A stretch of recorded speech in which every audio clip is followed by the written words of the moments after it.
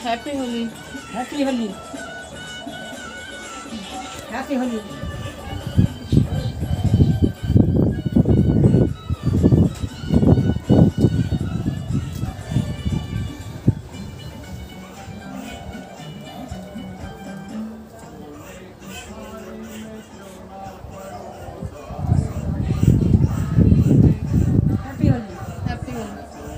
नमस्कार बंधुरा Suhasini food and blog चैनले आपनादेर सबाइके स्वागत जानाई। आज चले एसेछि सिद्धि एवं भांग रेसिपि निये। तो देखुन बंधुरा आमी एई रेसिपिटा करार जोन्नो की की नियेछि आगे उपकरणगुलो बोले दिई। एखाने सेई रात थेके भिजिए राखा सिद्धि पाता, एटाके 7 থেকে 8 घंटा मतो भिजिए राखते हय, ताई जोन्नो आमी राते भिजिए रेखेछिलाम। এটা শুকনো আর আপনাদেরকে দেখাতে পারলাম না, ভিজানোটাই দেখাচ্ছি। এখানে নিয়েছি কিছু পরিমাণ কলা, একটা গোটা আপেল আর এখানে ক্ষীরের সন্দেশ নিয়েছি। এখানে নিয়েছি শুকনো কিশমিশ, অ্যালমন্ড, কাজু আর নিয়েছি আঙুর।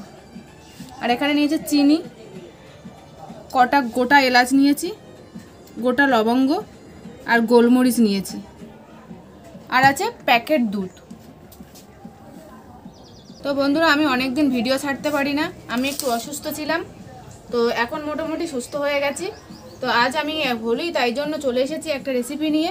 এই কলা আপেল এগুলো ফলগুলোকে আমি পেস্ট করে নেব, আর এটাকেও আমি পেস্ট করে নিয়ে আসছি।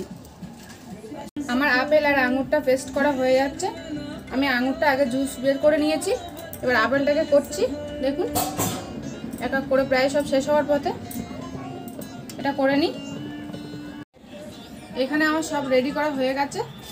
আমি এবার এই দুধটা নিয়েছি গামলিতে, দুধটার মধ্যে সব এক এক করে অ্যাড করব। প্রথমে আমি কলাগুলো ছাড়িয়ে নেব। কলাগুলো ছাড়িয়ে দুধের মধ্যে দিয়ে দেবো সব।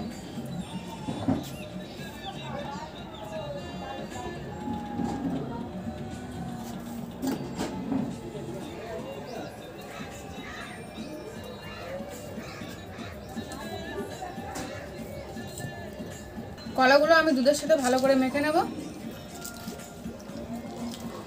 আর এখানে আমি অ্যালমন্ড, কাজু, কিশমিশ সব বেটে রেখেছি। এগুলো আমার মিক্সার নেই, তাই জন্য আমি এটাকে শিলে বেটে নিয়েছি। এবার এর মধ্যে এটাকে আমি দিয়ে দেবো। দেখুন একদম পুরো মিক্সারের মতো বেটে নিয়েছি শিলে।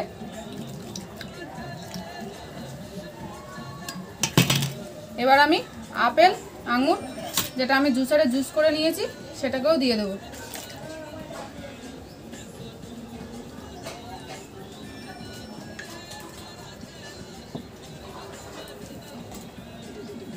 এখানে আপেলের জুস কিছুটা রয়ে গেছে, এগুলোকেও দেব।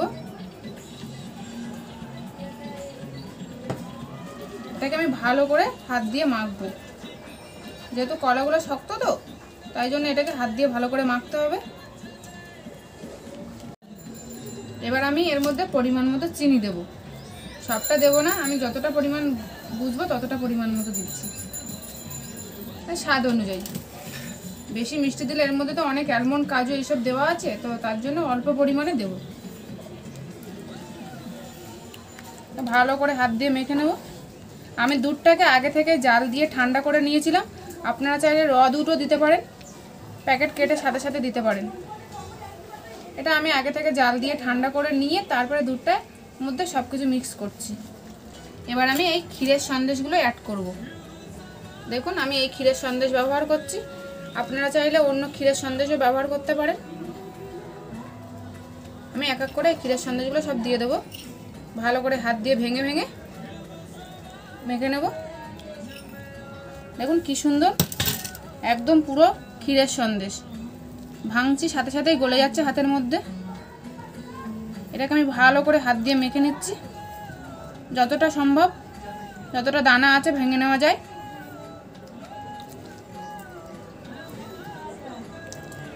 তো আমার এই ভিডিওটা পুরো দেখতে থাকুন বন্ধুরা, কিভাবে আমি এটা করছি। অবশ্যই এটা আমি ফার্স্ট টাইম করছি। তো দেখুন কি সুন্দর লাগছে, দেখতে লাগছে, আর ফ্লেভারটাও খুব সুন্দর চলে এসছে। এবার তো আসল সেই জিনিসটাই অ্যাড করব, এই ভাং, যেটা ভাং পাতা। আমি আগে থেকে ভিজিয়ে রেখেছিলাম, রাত থেকে 7-8 ঘন্টা হয়ে গেছে আমার অলরেডি ভিজানো। তো আমি এটাকে হাতে বেটে রস করে নিয়েছি।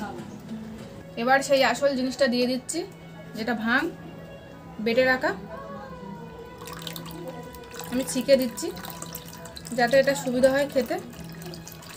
দেখুন এটা খাওয়ার পরে কি অ্যাকশন হবে সেটাও দেখতে থাকুন আপনারা। দেবার সাথে সাথেই কালারটা চেঞ্জ হয়ে গেছে। দেখুন কেমন দেখতে লাগছে। এবার আমি এর সাথে একটু আরও ভালো গন্ধ আসার জন্য, ফ্লেভারটা ভালো আসার জন্য আমি এলাচ, লবঙ্গ আর গোলমরিচ যেটা আগে থেকে বেটে রেখেছি, এই গুঁড়োটাকে আমি এর মধ্যে অ্যাড করব। সবটা দিয়ে দিচ্ছি।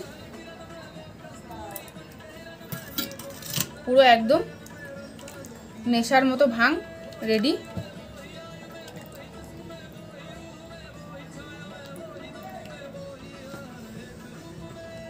এটাকে আমি এটা দিয়ে কিছুক্ষণ ভালো করে ফাটাবো। দেখুন আমি এই করে করে ভালো করে ফাটিয়ে নেব যাতে জিনিসটা খেতে খুব সুন্দর লাগে। তো বন্ধুরা আমার এটা দেখে আপনারা জানাবেন কেমন হয়েছে বানানোটা। যদি ভালো লেগে থাকে লাইক করবেন, শেয়ার করবেন আর আমার এই চ্যানেলটাকে সাবস্ক্রাইব করবেন। আমার এই ভাংটা পুরো রেডি হয়ে গেছে। এটাকে আমি সার্ভ করার জন্য পুরোপুরি রেডি। দেখুন কি সুন্দর দেখতে লাগছে।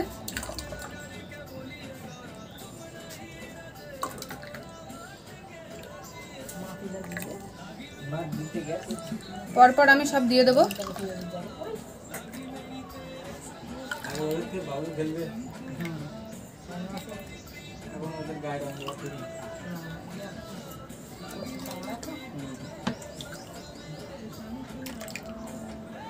পুরোপুরি সব রেডি হয়ে গেছে। কি সুন্দর দেখতে লাগছে দেখুন। তো বন্ধুরা আমার এই ভিডিওটা ভালো লাগলে আমার চ্যানেলটাকে সাবস্ক্রাইব করবে এবং পরবর্তী ভিডিও দেখা হচ্ছে পরবর্তী ভিডিওতে। Thank you.